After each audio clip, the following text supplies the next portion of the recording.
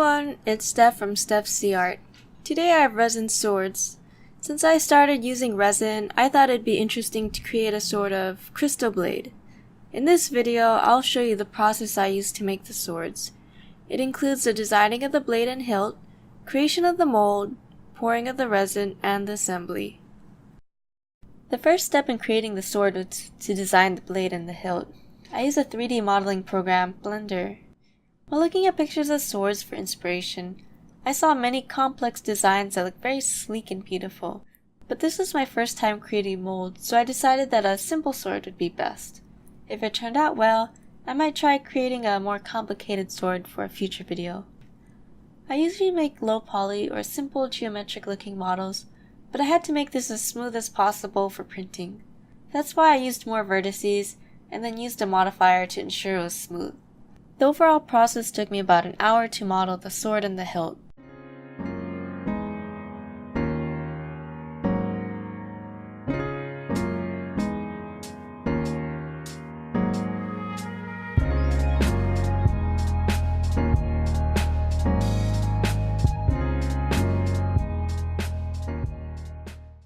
I decided to print the sword with a bright pink color because it was only going to be used for the mold, so the color didn't matter. That's also why I used a filament that I don't use that often. It took about 40 minutes to print, and the time was a bit longer because I used thinner layers to get a more accurate sword. After printing this, I printed more blades so I wouldn't be just making one sword mold. I found out that the blades should be printed separately because when the nozzle had to travel from blade to blade, the tip parts weren't as cleanly printed and there were extra blobs on the blades. I also had to sand the blades so it was smoother and the layer lines blended together better. After the sanding, I sprayed the blades with an acrylic coating. It was to protect them and hopefully prevent the mold kit from sticking between the layers. I couldn't find a small container to make the mold in, so I decided to make my own with a small disposable cup. I tried to make it as small as possible so I wouldn't use more of the mold kit than necessary, and there was a lot of hot glue to seal the edges. The only problem was that I should have used gloves because somehow I'd always find a way to touch the glue before it cooled down. After that, I attached blades to the popsicle stick with tape so they could sit straight in the mold without falling to the bottom.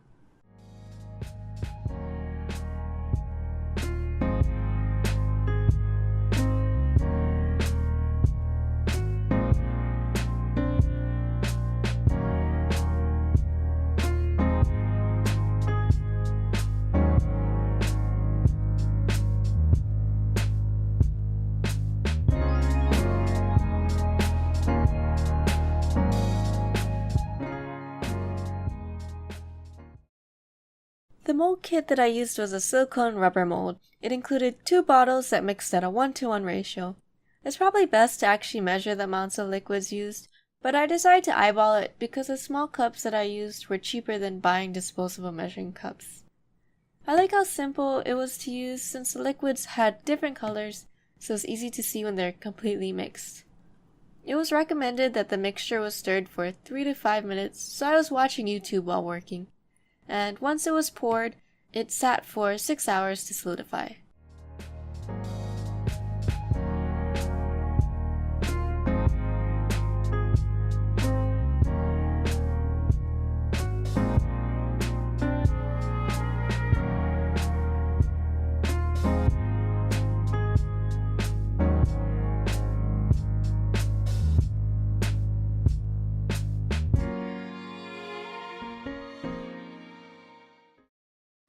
After the 6 hours were up, it was time to remove the 3D prints. There was extra tape placed over the popsicle stick previously to keep the blades from floating or moving. The excess silicone was first trimmed off to reveal the tops of the blade and to clean up the mold. I was pretty happy that the silicone didn't stick to the cup and came out pretty smoothly. The silicone was also quite flexible, so it was easy to get the tweezers on the blade. And once everything was removed, the mold looked pretty much like the blades with no air bubbles or missing pieces. Since nothing else had to be done to the molds after removing the 3D prints, the epoxy resin was mixed for the swords. Since this was the first test of the silicone mold, I decided to try 3 different swords. One just had red acrylic paint, one had blue glitter, and the last one had black and gold sparkly pigment. I used a heat gun to remove any bubbles before pouring it because I didn't think the bubbles near the bottom could be heated once poured. The only thing I was worried about was any bubbles that could have formed after the resin was poured. I was also constantly wiping the molds with a paper towel to remove the excess, but it would always absorb too much resin and I'd always have to keep adding more. And since the blades were molded too close together, I was worried that the different colors would mix. And once the resin looked good, all that was left was to let it cure for 24 hours. The resin blades were harder to unmold than the 3D printed blades. I didn't really want to use the tweezers because I didn't want to dent the resin. When I finally pulled the blades out, I realized that 2 of them had air bubbles at the bottom, so they didn't have the tips. I was disappointed with the glitter as well because most of it sank to the bottom. Only the red acrylic paint one looked complete. I probably need more practice to pour the resin better. I also noticed that the resin looked kind of matte. The resin when first poured was translucent and shiny, but the resin out of the mold seemed a little dull in comparison. On the bright side, the blades were the right size to fit in the hilts, and only a bit of excess resin had to be trimmed. Another thing I noticed was that the resin, although curing for 24 hours, was flexible. It seemed like the resin takes longer to cure when in molds and when in small amounts. The excess resin from this was used and was solid, so the epoxy resin ratio wasn't off or anything.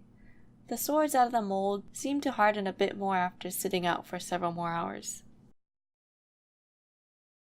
The resin blades looked decent, but the mold turned out to be a lot more accurate than I expected, so some of the layer lines from the 3D prints were visible. I decided to use a fine sandpaper to clean the resin and hopefully polish it and make it shiny. It did smooth the blades, but they were still matte. The second attempt to make the resin shiny was to add another coat of something, so I used clear nail polish. I used it because I had some and it dries fairly quickly. It ended up working and turned the resin shiny and clear, just like how I initially expected it to be. Next time I'll probably just use a thin top coat of resin over the blades after removing them from the mold.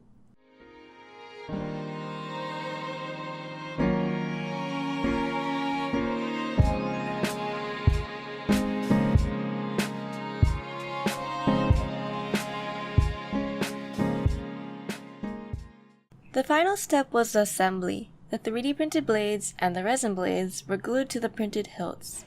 I just used gel super glue because it sets better and faster than the liquid super glue in my opinion.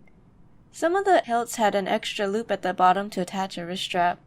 Those were just connected with small jump rings. And with that, the sword and the sword keychains were complete.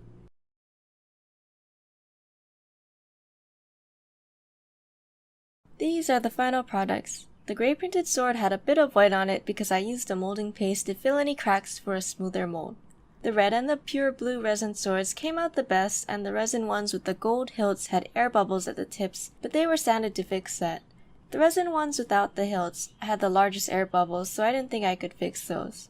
But overall, I think they came out how I expected them to be. There are a few things that I need to fix in the future, such as layer lines on the 3D prints, the air bubbles, and finding a way to mix the glitter better. This has been Steph from StephCArt. Thanks for watching! I really enjoyed making the resin swords, and I'm pleasantly surprised with the results since this is my first time making the molds. There were a few issues like the print layer lines and the air bubbles, but now I know how to avoid the possible problems. I hope you enjoyed watching the process, and if you'd like to see more videos like it, don't forget to like and subscribe. Also, check out my Instagram and Patreon. Just look up StephCArt. Thank you, and see you next time!